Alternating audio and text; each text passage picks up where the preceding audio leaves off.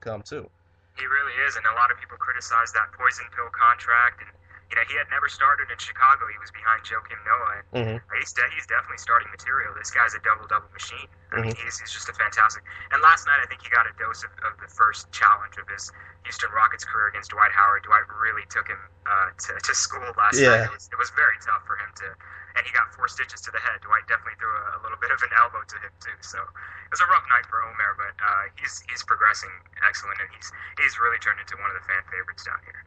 Most definitely. And also, let's just talk about just a little bit about how the city is also going so far. And you also got you got the Texans, they're doing very well, and you also got the Dynamo doing pretty well.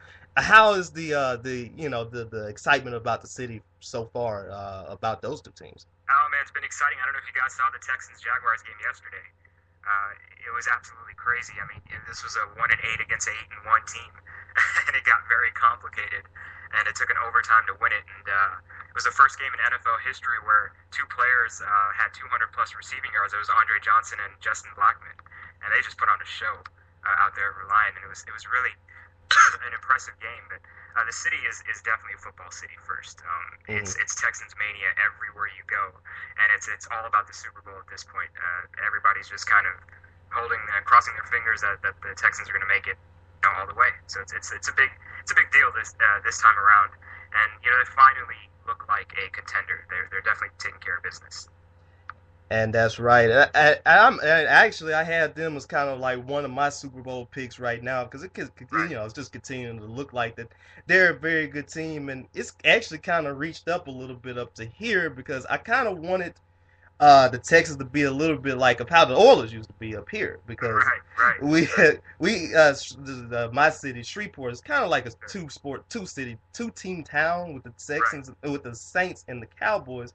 That I just also want to get a chance to see to see the Texans do well because we get their games on CBS a whole lot.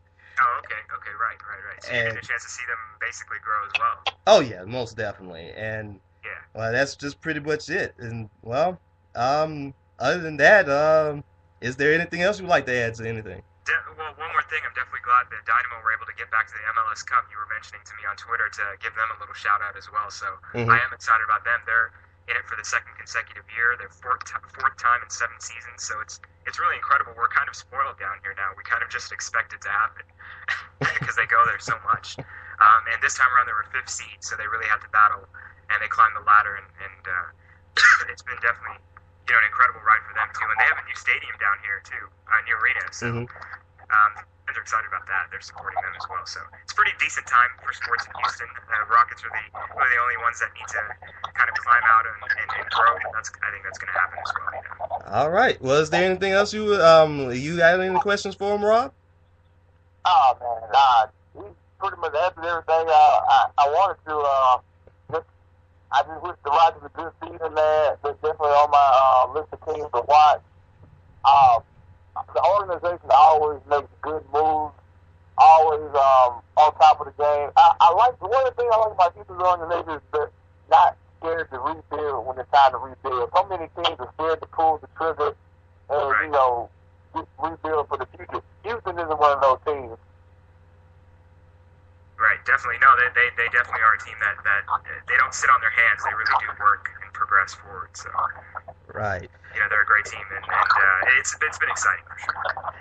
And I enjoy watching y'all as well, even though y'all probably don't enjoy watching my team that much either.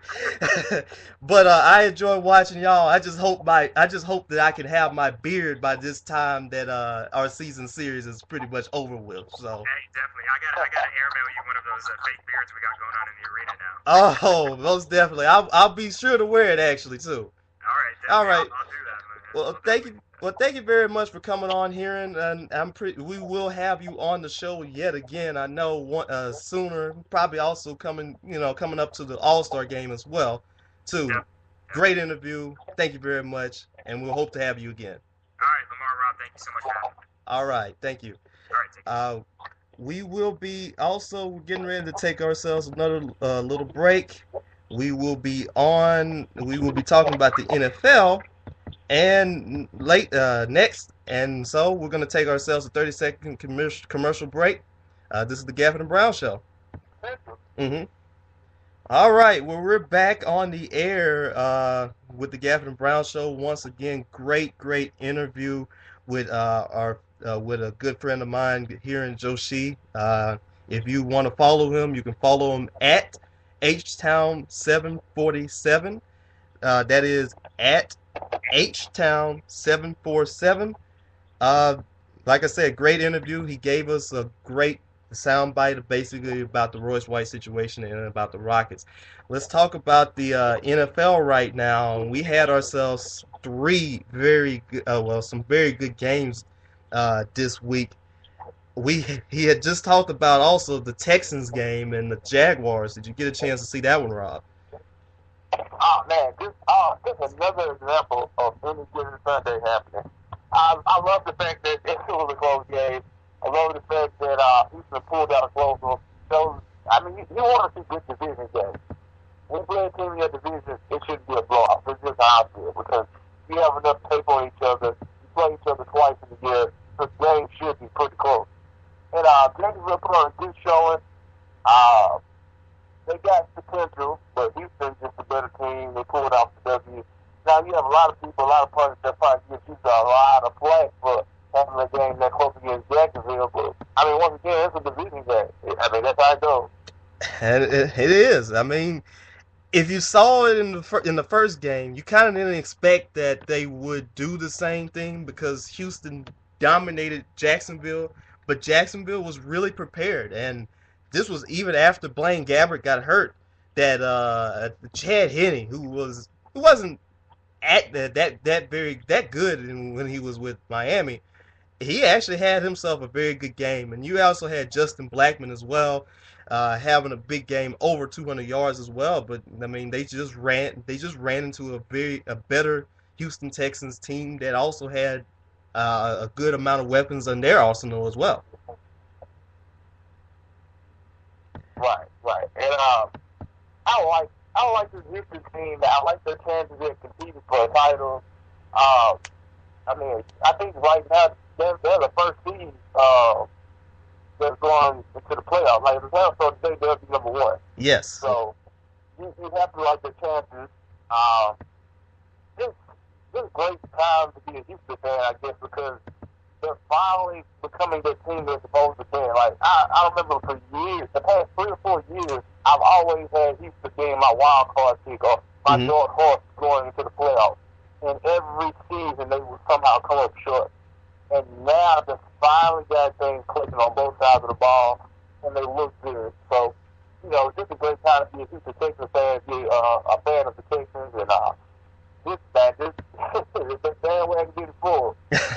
It is really getting full right now. You got a lot of teams that are a lot of fans that are actually getting a chance to see some good ball. Uh, the irony also was up I-45 in Dallas. They kind of were in the same situation against the Cleveland Browns, and it actually had me a little bit worried about that game because the Cowboys looked a little bit lethargic to start off the game, but kind of played a little bit of a close game against a team that they kind of should have handled a little bit, in my opinion. But what do you think? Well, I don't know if you remember, but there was a couple of weeks ago when the Browns played the Chargers, and Hmm. I picked the Browns. I Right. told you that the Browns on the pushover, and they've been showing that trend all year that they're not pushovers. And man, a game that was really close, too close with the amount of talent Dallas has on their team, but just a close game, a nail biter, a big win for Dallas. Hopefully this snowballs into something, Hmm. they keep going. The schedule doesn't get easier because you got Washington, a sneaky Washington team this Thanksgiving. Hmm. Then you still have to play New Orleans. I just it looks promising though. I think Dallas is probably going to lose one more game, but if you can finish 6-6, that might be enough to get you in the playoffs. And I'm hoping so because looking at the schedule right now, the only team that really stands out that I probably really can pencil a loss for is I probably might go on and say Pittsburgh, because Pittsburgh even though that they didn't look too well last night, and we'll talk about that. Uh, I would think that Big Ben will be back by that time, and I think that Pittsburgh really has the better team out there. And I think if there's a game that we're going to lose to, it probably would be them. And maybe we might lose to one of these games against Washington because of RG3. He's just that good. I mean, did you see the game that he had yesterday?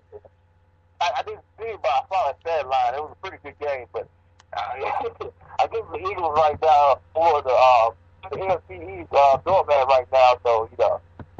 Right. And it's just sad to see how what the Eagles have become.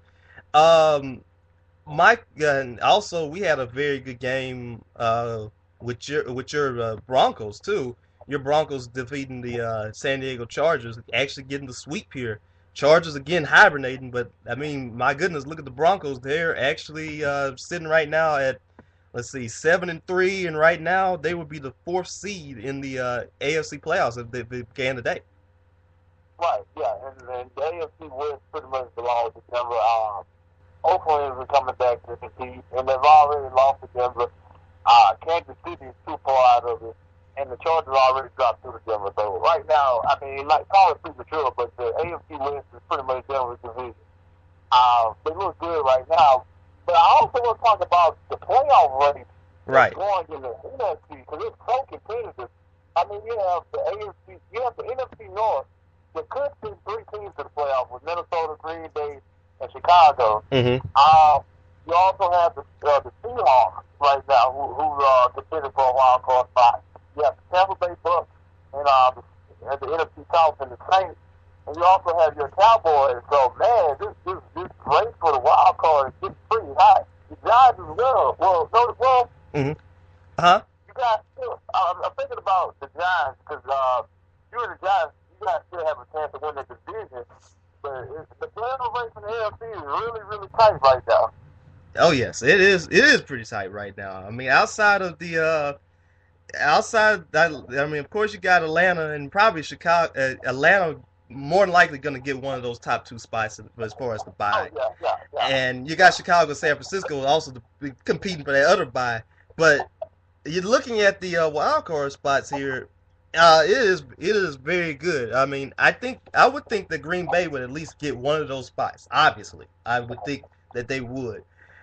But Minnesota, Seattle, Tampa Bay, New Orleans, and Dallas. That is a very interesting. Those are very interesting teams that can actually get in there no matter what. Of course, I'm thinking Dallas could get in there. Of course, but I'm also impressed with what the Saints have done after starting off 0-4. They're now 5-5. And a lot of people had said that they would probably be right there in that spot. And guess what? They're right there. I mean, they're right there. They're in the playoff mark right here. Do you think they have what it takes to actually put themselves in the playoffs? Man, you never count on a Drew Brees led team. I'm not counting them out. I think they have what it takes. It's going to be difficult. They need some teams to lose. It doesn't get easy. They have the 49ers this upcoming week. The Cowboy game. They have Tampa Bay again. Carolina again. It's not an easy schedule. They can lose at least three of those games. So, time will tell. But it's a good story. We all know about Bounty Gate. We know about the jail sanctions, but to see them come back from that horrible start is good to watch. And because nobody deserves that. I mean, this is a good team that had a bad rep and a bad situation. Granted, you can say the coaches knew about it and whatnot. We still don't know the details fully. But, no, you don't want to see a team with that much talent go 0-4, start off 0-4. So, it's good to see them come back into a winning record. Yeah, and most definitely. And you like you said, you didn't want to see them do that again.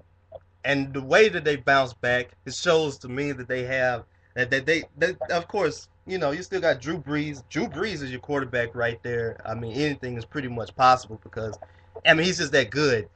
Looking at the AFC wildcard picture, it really is pretty much kind of between three teams right now, other than outside of the division winners. Indianapolis, Pittsburgh, and Cincinnati.